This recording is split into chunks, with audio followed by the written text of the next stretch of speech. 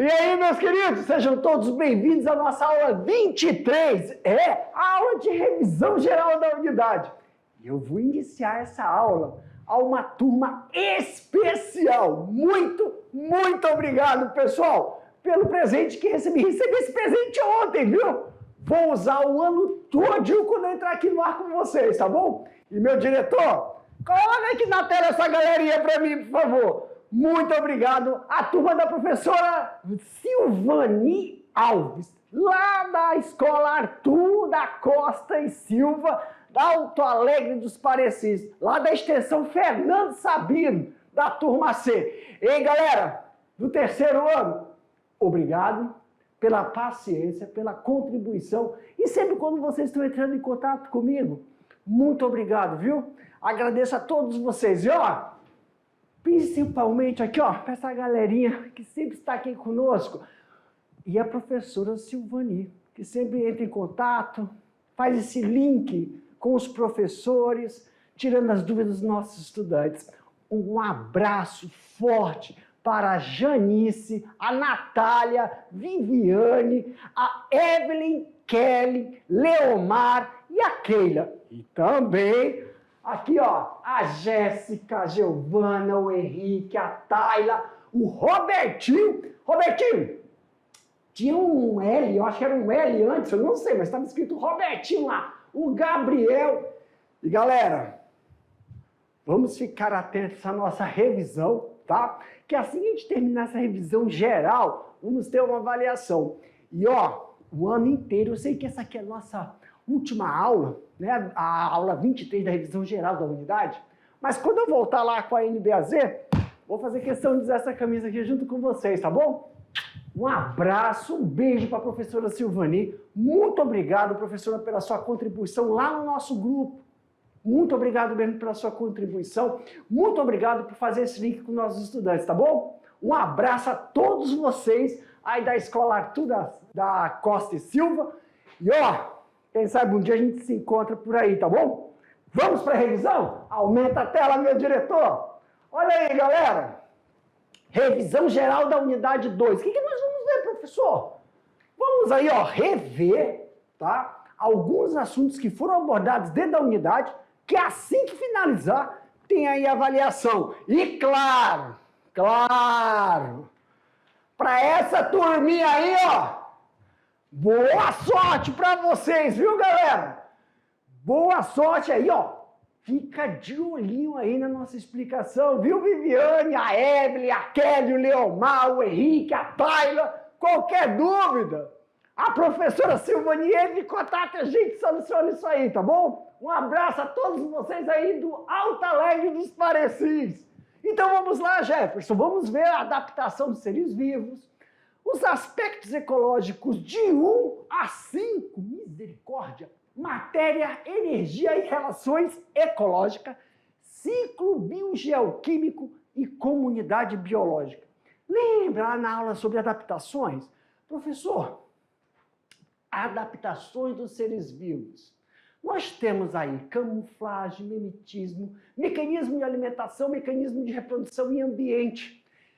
Tanto a camuflagem quanto o mimetismo, eles auxiliam no processo dos seres vivos conseguirem manter-se naquele ambiente em relação à sua adaptação, favorecendo que entre em estado reprodutivo e tenham descendentes férteis. Isso também, pessoal, tem esse mecanismo de adaptação em relação à forma, à cor e também o processo de captação de alimentos. Tanto o mecanismo de alimentação, os mecanismos de reprodução estão relacionados com o quê, professor? Com o ambiente onde eles se encontram. Vamos lá, só a gente tentar lembrar aqui, ó, um desses mecanismos de adaptação é a morfologia para as aves ao captar o néctar, as mariposas ou borboletas, né, que tem uma coloração muito semelhante com o ambiente, ou quando aquela coloração de algum animal ela é intensa, é uma coloração que alerta que aquele animal tem alguma substância tóxica. Nós vemos isso em alguns anuros, nós vemos isso em algumas borboletas, nós vemos isso em até alguns vegetais que apresentam estruturas químicas que favorecem aí eles serem deixados de lado para não servir como alimentação. E na aula de ecologia, os aspectos 1, 2, 3, 4 e 5. Quais são esses aspectos, professor? O conceito de ecologia, né? Aspectos ecológicos, ecossistema, componentes de um ecossistema. E aí, ó, chamar a atenção aqui, ó, pessoal. Cadeia alimentar, teia alimentar, nível trófico, habitat e nicho ecológico.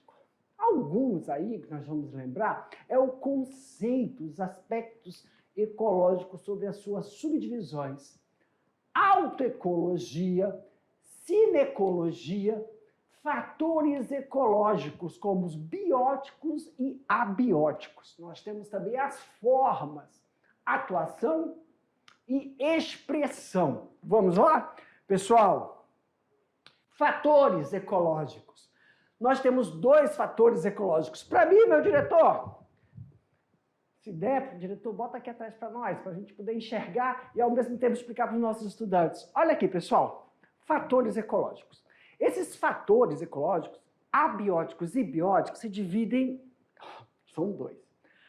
A significa a biovida. O A é a negação, a não existência da vida. Óticos, a estrutura. Então, quando a gente fala de fatores bióticos, são todos os seres vivos que interagem naquele meio. Sejam seres vivos visíveis e aqueles microscópicos. Exemplo, professor, todos os animais, todos os vegetais, aí tem fungos, bactérias, esses micro-organismos, o fitoplâncton, o zooplâncton, que são estruturas que nós não conseguimos enxergar com o olho sem o microscópio, bactérias. Então, tem aquelas bactérias nitrificantes, lembram? Que auxiliam no processo de decomposição. São os fatores bióticos. Mas tem os fatores abióticos. Professor, o que são esses fatores abióticos? No ambiente, pessoal, nós temos temperatura. A incidência solar é abiótica. O clima frio, o clima quente, o vento, a água é abiótica, porque ela é o meio que proporciona ocorrer essas reações químicas, essas relações que nós encontramos. Relações, por exemplo, folhas, né, que caem da árvore, vão passar pelo processo de decomposição. Quem decompõe? São esses fatores bióticos, esses seres vivos, esses micro-organismos. Mas se não tiver umidade, não tiver temperatura, isso não vai ocorrer para devolver os nutrientes. O clima, nós temos regiões no nosso país aqui, pessoal, que temos as 4 estações. Então, as alterações climáticas, que a gente fala de sazonalidade, são os fatores abióticos. Essa interação favorece o processo que a gente fala de autoecologia, que o próprio sistema, o próprio ambiente se nutre.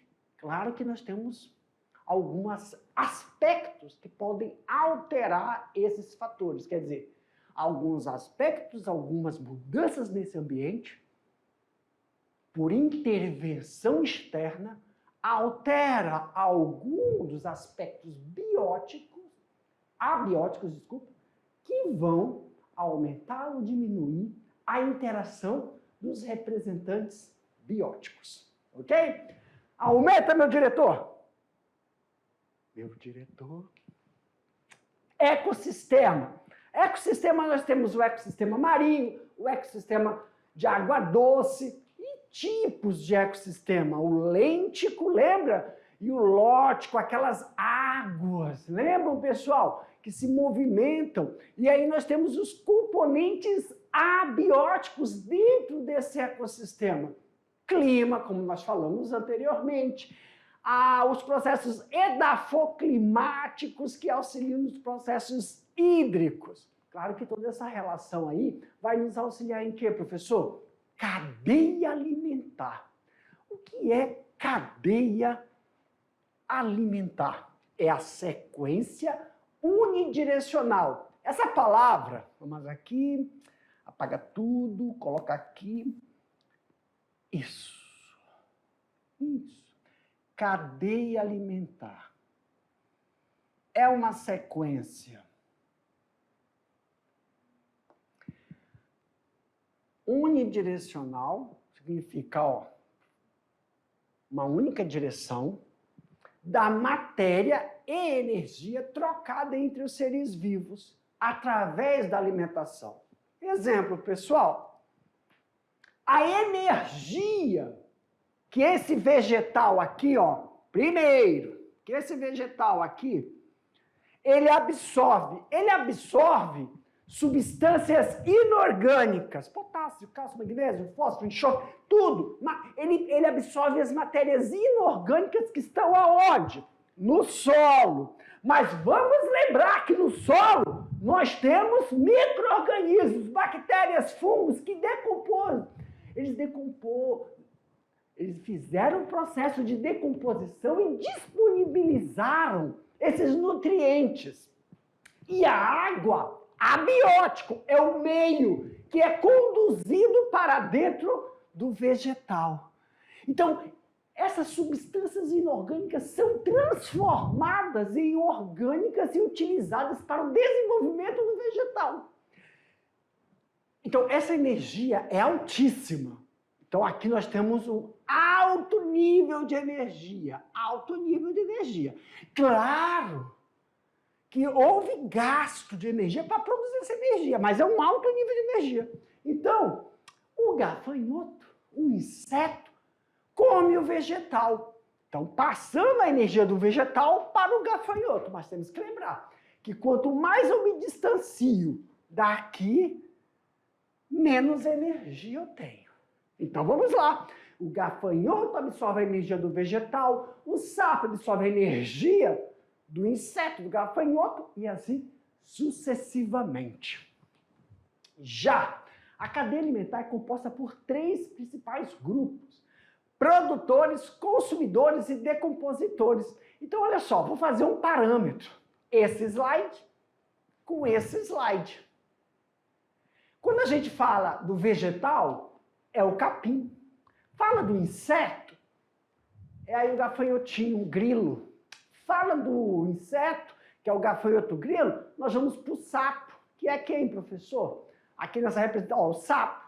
Então, nós temos o primeiro nível trófico, o segundo nível trófico, o terceiro, o quarto e o quinto nível trófico. E vai diminuindo o quê? A energia. Quanto mais a gente vai se distanciando. Então, produtores, por exemplo, se a gente for olhar aí, quem são os produtores?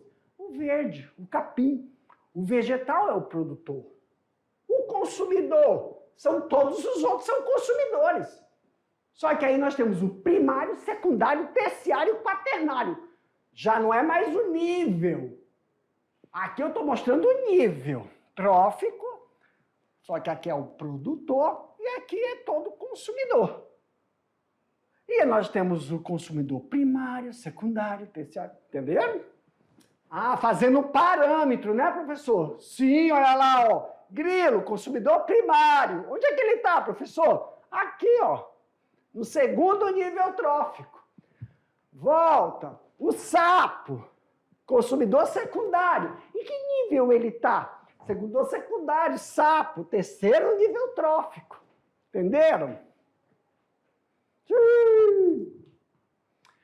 Cadeia alimentar e teia alimentar. A cadeia alimentar, ela tem uma sequência e um nível, exemplo ali, o nível de quê, professor? De abrangência. Já a teia não. Ela é um esquema entrelaçado que pode pular de nível e cadeia ao mesmo tempo. Oi? Estou recebendo uma ligação. Ok, estão pedindo para eu voltar. Aqui, galerinha.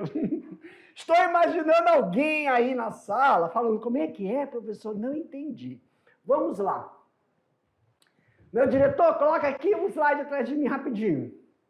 Olha, deixa eu ficar nessa posição aqui, é melhor. O que o tio estava explicando aqui nesse slide? Vou voltar aqui, ó. Eu estou comparando, pessoal, aqui, ó, essa cadeia alimentar, onde eu tenho vegetal, com os consumidores. O vegetal está no primeiro nível trófico. E todos esses aqui, ó, são consumidores. Então, o primeiro consumidor é o gafanhoto. Em que nível trófico ele está? Ele está nesse nível trófico. Segundo, só que ele é o primário, o consumidor primário, o sapo é o consumidor terciário, está no terceiro nível trófico. Quem está no primeiro é o produtor. O produtor sempre é o primeiro nível trófico. E, professor, de todos eles, quem é que perpassa por todos? Né? Olha só, primário, ele é o produtor e todos os consumidores. Primário, secundário, terciário. De todos eles, estou fazendo essa comparação. Todos eles, quem é que perpassa por todos? São os decompositores.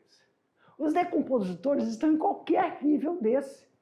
Pois esses decompositores, se um desses consumidores morre, os micro-organismos, bactérias, fungos e também alguns agentes microscópicos vão lá auxiliar no processo de decomposição para transformar toda aquela matéria em substâncias inorgânicas primárias. Tá bom? Para voltar ao ciclo. Perfeito?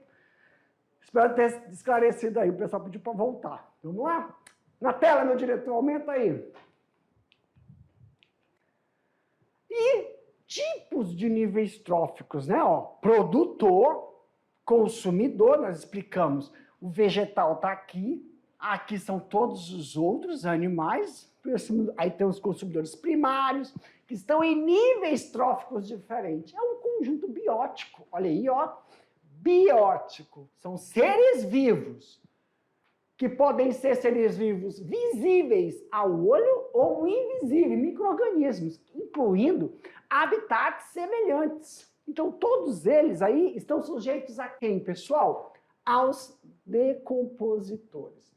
Eles estão em qualquer nível trófico ou em qualquer posição dentro desse tipo de teia, eutroficidade. Habitat é um lugar específico de uma determinada espécie e o nicho ecológico é um ambiente no qual existem vários habitats e classificações diferentes. E aí nós temos a matéria e a energia.